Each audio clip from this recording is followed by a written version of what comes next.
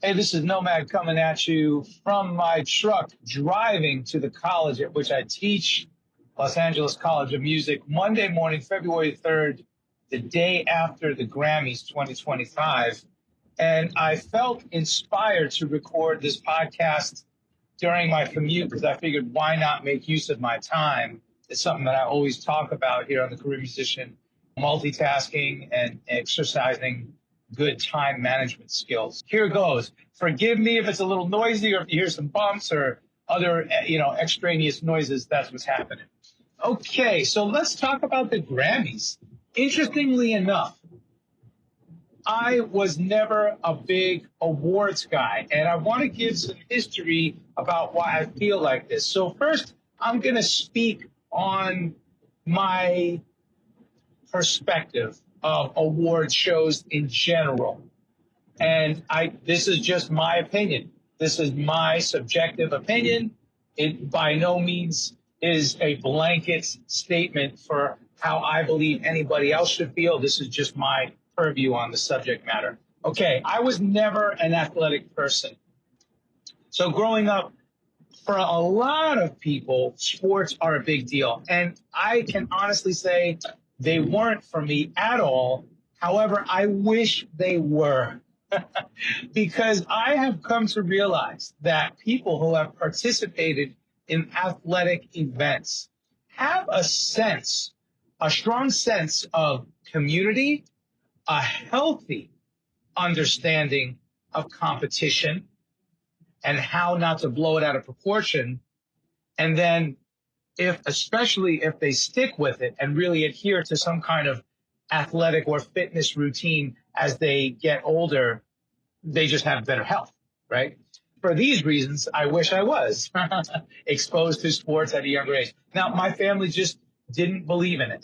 They weren't athletic themselves. Or I believe my mom was. She talks about how she used to play basketball all the time and things like that. But for some reason, they just weren't, especially into organized sports. And I know for a fact my dad was not into football, basketball, soccer, like all the typical dad type stuff, hockey, you name it. Now, that being said, they were very strong in the entrepreneurial sense and my father in the arts. I also find that there is this dichotomy between are you a sports person or an arts person?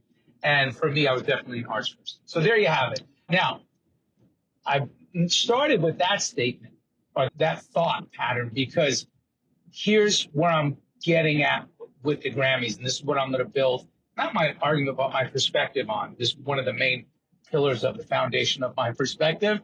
I don't believe that music and the arts should be quantifiable with awards because I wholeheartedly believe that the arts are extremely subjective, whereas athletics are extremely non-subjective because there are metrics, right? There are science-based metrics that say if this person has a better shooting score or serving score or better statistics overall, better stats, better specifications on their physical performance attributes within a set of guidelines for a specific sport or sports, then you can measure that. Those are the metrics. Those are the analytics. Now, art, music, how do you measure it?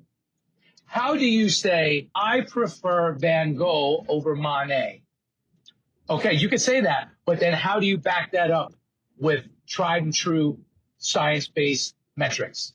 You can't. You can't say the broad strokes of Van Gogh and this esoteric kind of concept that he embodied is better than the more intricate pieces of Monet and so forth. You can make these kinds of statements, but you can't say it's better or it's a higher score or it ranked higher on charts.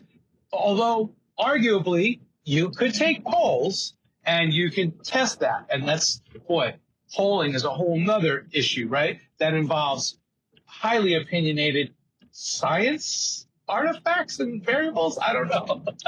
But I'm getting off course here. All right, let's get back to it. You see what I'm saying? This is why I believe that the Grammys and music and the arts, it's a little interesting. It's like, to me, it's so unquantifiable. How do you quantify if SZA is better than Doja Cat? I like both the songs. So who gets the song of the year? I don't know. Kendrick Lamar over Shabuzi. Sure, Kendrick is dope, no doubt. I'm not going to argue, but I like Shabuzi because, first of all, Shabuzi did something really cool with all these different elements that they integrated into hip hop and rap with this Americana and country sounds and vibes. Look, you can't say one's better than the other. I would suck on the Grammy board. Because if you asked me, you said, hey, man, we got to vote. You got to tell me, Shabuzi or Kendrick. I don't know. I like elements of both. You know what I mean? Same thing if you go back a handful of years with Kendrick, Kanye, and Taylor when he got upset. And he's like, yo, I'm taking this award. It's like, come on, man. How could you do that? If you feel entitled to it, okay. But that's ballsy. Now, hey, I'm a ballsy person, so I can identify with that to a certain extent. But when it encroaches upon somebody else's peace or quote unquote win or moment in the spotlight, I'm not going to be so ballsy. And I'm going to let you have that moment. You know what I'm saying? So anyway, again, this is just all my opinion, subjective. I would love to hear your opinion. I want to know literally, I know this is a podcast, but I do know that, so it's hard to comment on platforms like Spotify or Apple Pods or Google Pods, whatever. But you can hit me up in the DMs on social media or leave comments on YouTube and all that good stuff. Leave comments anywhere. Or you can email me at info@thecareermusician. I want to know my career musician community, the musicians who are out there hustling to pay their bills, playing their instruments or singing. I want to know what you think. Am I the only one that feels this way? So getting back to it, I do believe that arts are extremely hard to judge in this manner. Now, I also feel that Quincy Jones is like, yeah, of course, arguably, inarguably, one of the best in the biz to ever do it. Absolutely. Does he deserve an achievement award? Absolutely. I think, though, that achievement awards in a after the fact context hold more weight than in real life, right now, present moment in time and space award, because there's just good music everywhere. I also believe there's bad music everywhere. I also believe that part of the problem that we have and we face as career musicians these days is that because the playing field has been so leveled, it makes it so much harder to get your music heard and to break through the noise, quote unquote, and really bust out. You think about it, I was born in 1972, so I'm an 80s kid, and 90s I really started coming of age, graduated high school in 1990, and then hit the ground running as a career musician. Although I didn't call it that back then, but still, I was a career musician. It was a lot different. There was no internet. There was no social media. There wasn't the access. Now, today, we have access to everything.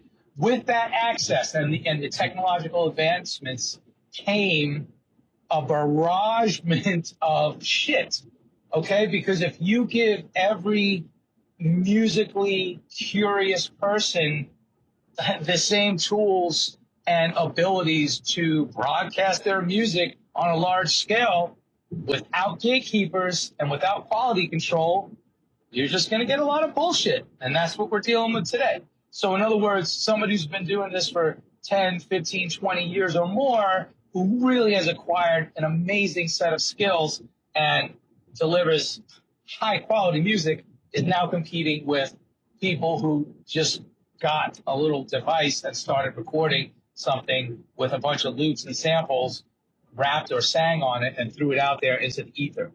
That's ridiculous. Sure, a level playing field, but that's not how life works. You have to achieve something before you can be awarded number one, or you really have to achieve a certain barometer, a certain status of quality, level of quality, before you could just start putting shit out there for people to hear. So that's Again, that's my issue there. And I want to know if you agree, disagree, or however you feel about it, let me know. But okay, so now if you take that same concept and apply it to award shows, and specifically the Grammys, again, I'm not saying that everybody up there open for awards, nominated for awards, are garbage. No, because there's a lot of talented musicians. But I am saying that there's so much muck and mire to comb through that it's hard to tell. I will use another example, Jacob Collier, who is an amazingly beyond talented musician. The guy's a prodigy, however you want to call it, a genius. I would even use the G word. I never use the G word. I would use the G word for him because there's so much that he could do musically. There's no bounds. And I just think he was gifted an extra dose of musical abilities. That's just what it is. But sure, he might have won off camera or earlier, whatever. And he even did some things performance-wise that are amazing. But that's the extreme musical.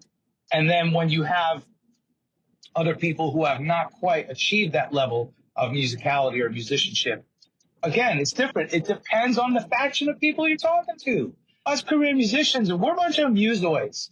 So if I look at somebody like Chick Corea and Herbie Hancock, of course I'm going to be like, oh, these guys are fucking amazing. They deserve everything. They're musically beyond gifted. And then if I hold that up against some influencer who maybe is a lot younger and who can play chops, but hasn't developed the storied soul of living life and pouring their experiences into each and every note they play, there's no comparison. I'm not going to give the award to that person. They haven't. It's unmerited, in my opinion. Okay, enough. That's how I feel about awards and specifically the Grammys. Now, I did some research. The history of the Grammys, 1950s. Let's talk about the history now, shifting gears. And it established by the National Academy of Recording Arts and Sciences. I want to break that down. NARAS, okay, is the acronym. And this was in 1957. But now it's called the Recording Academy. But before it was NARAS. The National Academy of Recording Arts, okay, the art, recording arts, so it's recorded music, or art, so that way you can keep publishing and broadcasting it, and sciences. I love that word that they threw that in there, sciences. And I believe that's a nod to the recording aspect because science is involved in engineering. And anything that you do with recording requires massive amounts of engineering knowledge and skill. Now, that being said, back in the day, you used to have to be a kick-ass engineer to really accomplish a good recording, replicate a good recording of a performance. Nowadays, because the technology has advanced and the knowledge is so freely accessible, remember that word access from earlier, engineering is not as difficult. However, the science still remains. I always say as a career musician, methods change, principles remain. The method of how we record something and the engineering of it is totally different with DAWs. But the principle remains, if you don't have a good, clear input signal flow, gain structure, good sound, good balanced acoustics in the room where you're recording or in the space where you're recording or lack thereof, you could record on top of a mountain. As long as you're using good microphones and you understand signal flow and how to capture the sound of various instruments and voices, you're going to be fine. But again, that requires knowledge, and not only knowledge, but experience. And how do we gain experience? By doing. So I love the fact that we have millions upon millions of people doing, perhaps even more so than ever. We have millions more people than ever recording and producing music. Amazing. Doesn't mean everybody should have access to broadcast and publish that music. But that's a whole nother issue we'll talk about on other episodes. Okay. So I just wanted to point that out, NARAS. But now it's the Recording Academy. Created to recognize excellence in the music industry akin to the Oscars for film. I'm not even going to speak on film, but I feel like the same way about film and TV and all that stuff as I do about the music arts. It's hard to quantify for me. The first Grammys was broadcast in 1959. Two locations. They did it May 4th, 1959. They did it in Hollywood, the Beverly Hills Hotel, and then the Park Sheraton Hotel in New York. That's interesting. I love how they have the right and left coasts. That's pretty cool. It was 28 categories back then. First album of the year was the music. So the first album of the year was the music from Peter Gunn by Henry Mancini. And that's the right? That's pretty cool. So I think that's cool. Album of the year? I don't know. I wasn't listening to albums back then. I'm sure there was a shit ton of good albums back then, too. I don't know. And then the statuette, the little gold-plated gramophone, is just like a nod to what we do. And it makes sense. And it's gone through various iterations over the years and decades. In the 60s and 80s, there was a lot of growth.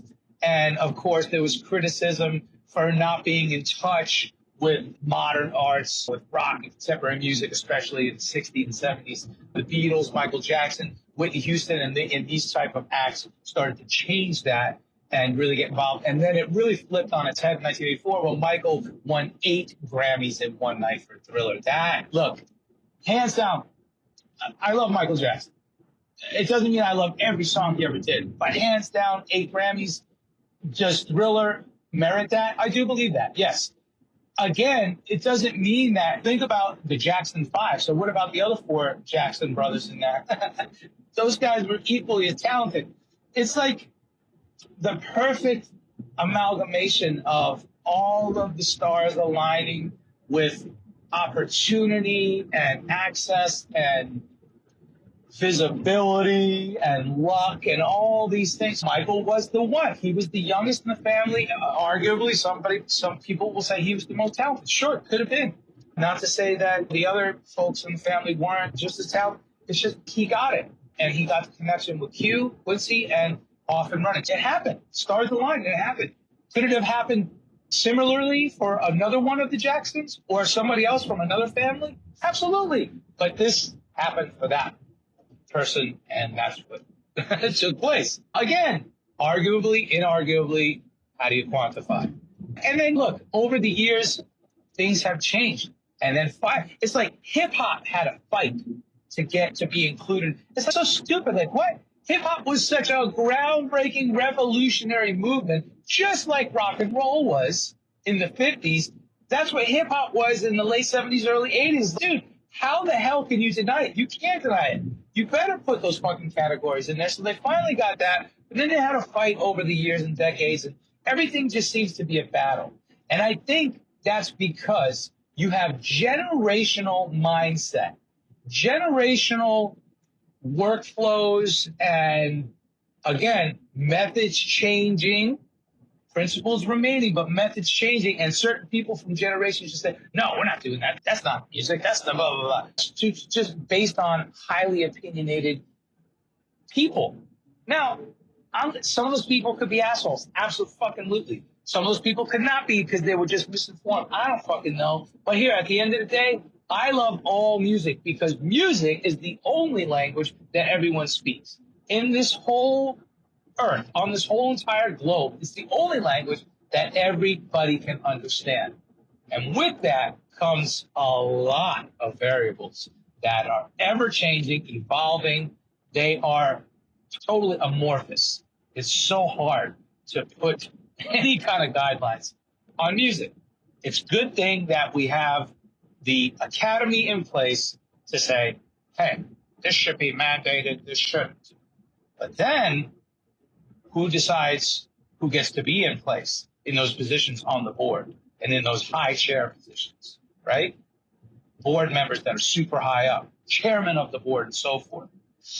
Yikes. If you don't have a true representation of the culture, then it's really not effective at all.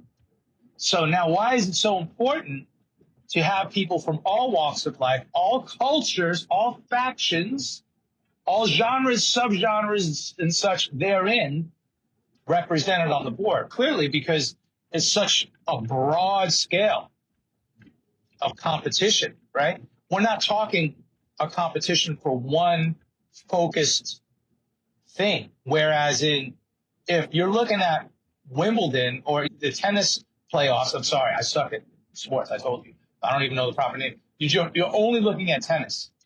But within music, you're looking at, oh my gosh, an innumerable amount of different genres and styles and cultures all being judged in the same show. So it's really difficult. Hockey has its playoffs. Basketball has its playoffs. Baseball, World Series, football, Super Bowl. Those are all within one quantifiable, hey, this is only for this sport. In music, if you call music a sport, that's a giant pool of different elements and styles and, like I said, cultures and all that. So it's really hard, man. So that's why you better have somebody on that board who represents each and every little nook and cranny of the music industry and the music arts.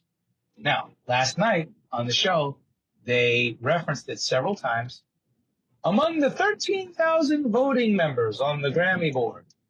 Okay, so we have 13,000 voting Grammy members. That's amazing. By the way, I am not one. I have never signed up. Perhaps I might one day. I just haven't done it yet. And I think it's cool. I have a lot of friends who are like, man, you should be on the Grammy board. I'm a voting Grammy member. I love it. I think that's awesome. I am certainly not the guy who's gonna, hey, consider for your consideration, check out my album, vote for it. I don't know. If you like it, great. If you don't, fine too. Like, whatever. I just don't give a fuck. And we're going to get to that apathetic whatever vibe, okay? I'm going to get to that. But 13,000 voting members, and they did reference it. So that's good. Now, one of the things I want to talk about this diverse group of people who are truly representing the music arts.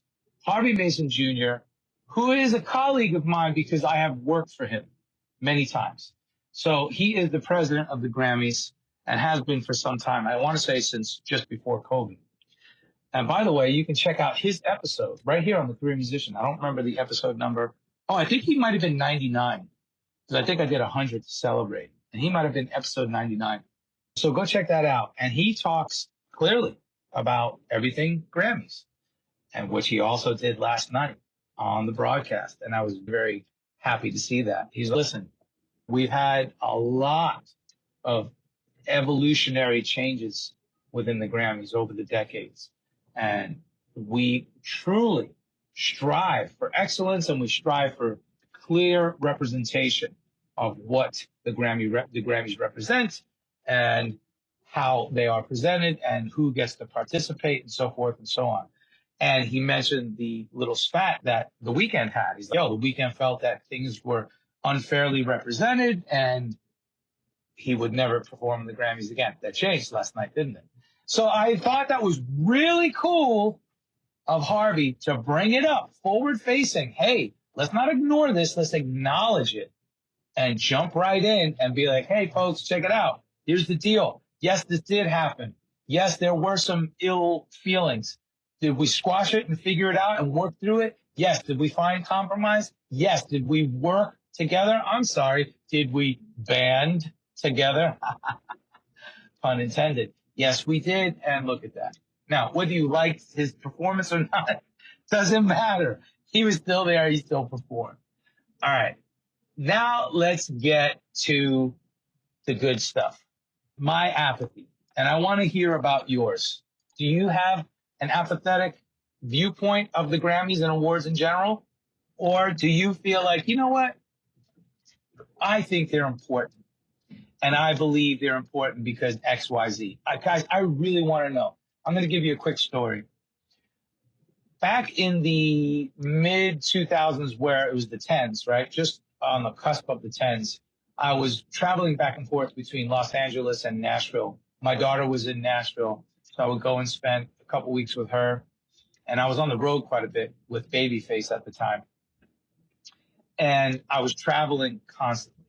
So this was good because I could always build in a trip to go see my daughter, which was amazing.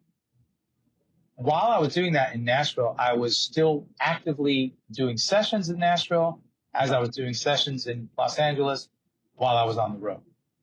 One of those trips to Nashville, I wrote a song with TobyMac. Now, if you don't know who TobyMac is, Toby McKeon, was one of the lead singers, founding members of DC Talk, a huge contemporary Christian music band back in the 90s.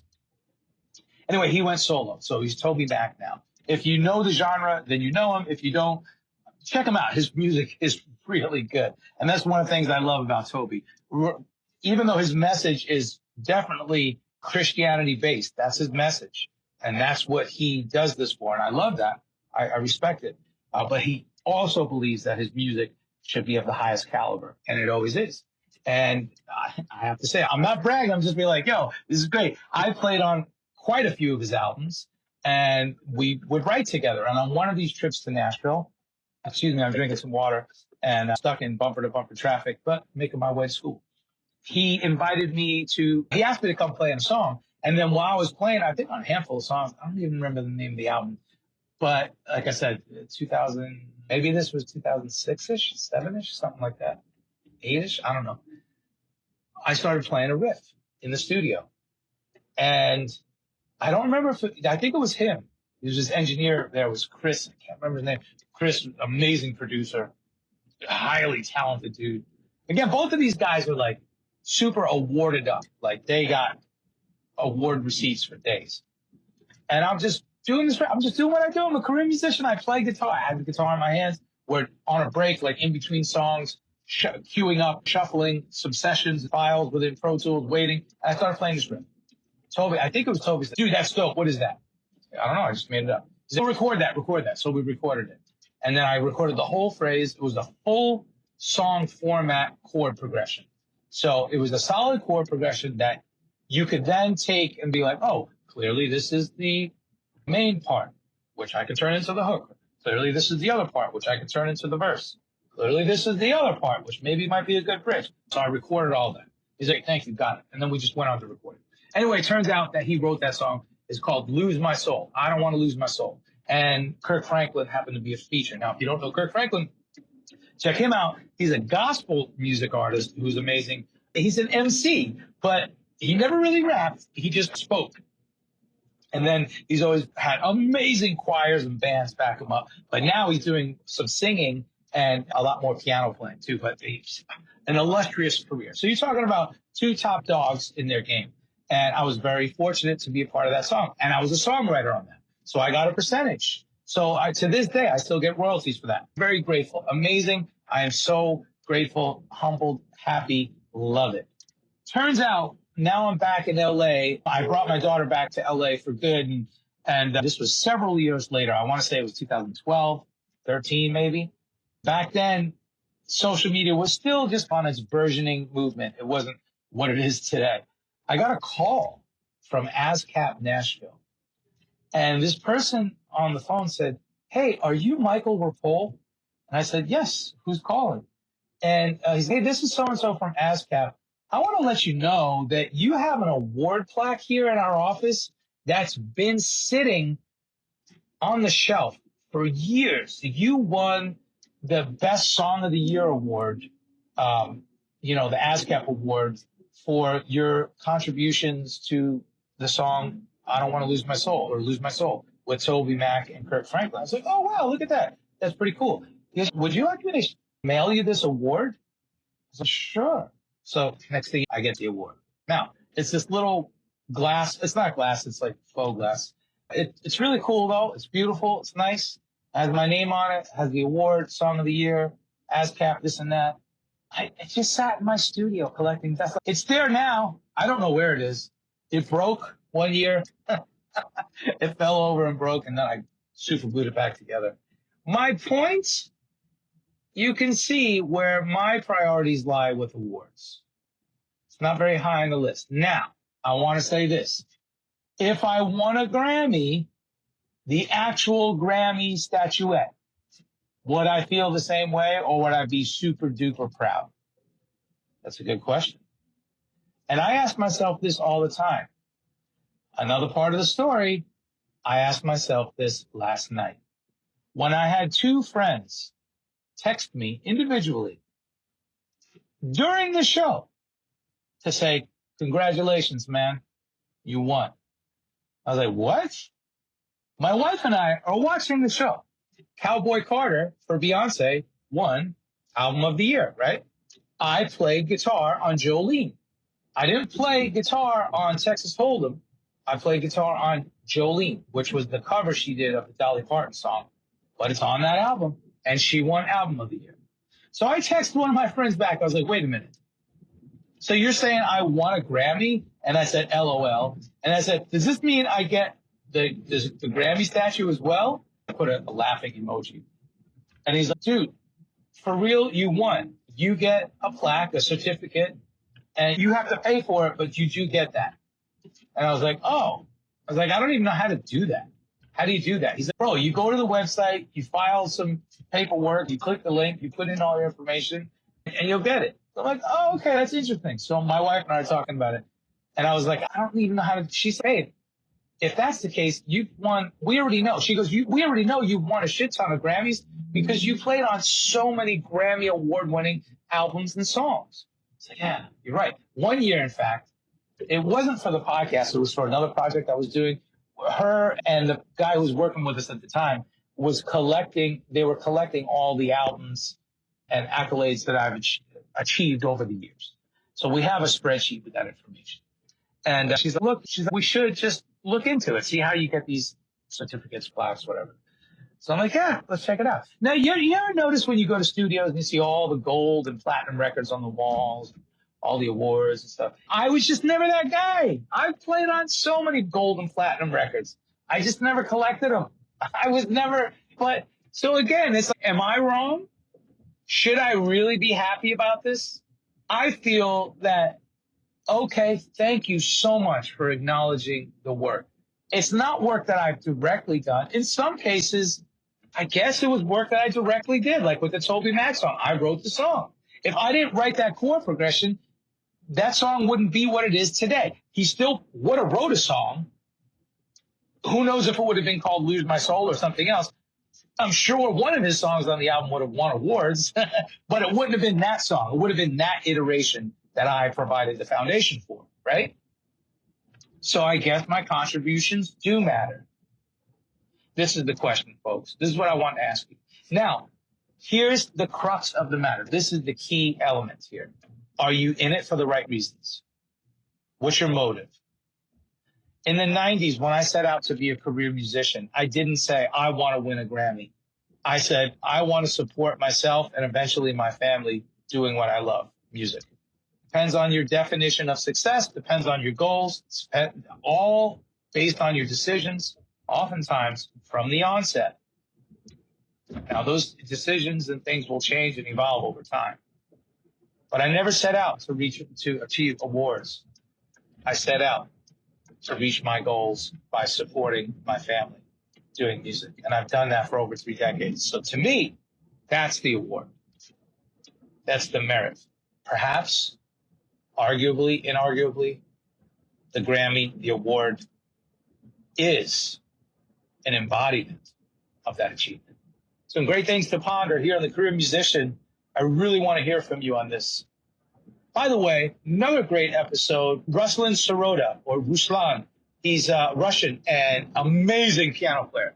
He worked with the great Stanley Clarke and won a Grammy when he was doing that. And he says that on the episode, check it out. I don't remember which number, but you're going to want to listen. He's like, yeah, I won the Grammy. So what? Now what? Hire me. I still can't find a gig.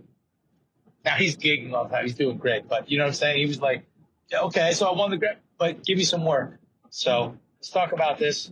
Remember, if you're listening on Spotify, Apple Pods, and Google, whatever type of an audio format podcast platform, leave me a review. Rate the show. Give a star rating. Leave a review. Of course, follow the show or subscribe to the show. You can download the episodes. If you're listening on YouTube, subscribe to the channel. Hit the notifications so you know when I release new stuff. I'm going to try to do it like crazy this year, 2025. And moving forward, we're going to be more consistent. Also, comment. Join the conversation. Hit me on the DMs if you don't want to comment publicly, or comment publicly on YouTube and on the other social platforms. Instagram, big time. TikTok, sure. Facebook, even LinkedIn. But I want to hear from you. Talk to me. Please join the combo. Let's really band together as a career musician community and get the conversation started. And not only chop it up about the industry and shit like the Grammys, et cetera, but really figure out ways how we can support one another. I have some really good ideas that I'm going to be rolling out this year. And the Career Musician is all about support because I really do want to empower you for the best strategies and tactics to create a sustainable career for yourself. I did it for over 3 decades and I'm still doing it. So it's constantly evolving and I'm always growing and learning. But I definitely have some great foundational practices that I put into place from the beginning and over the years that I want to share with you. So jump in. Let's go. The Career Musician. Make music your business, baby. Let's do this. All right. I will see you on the road or in the studio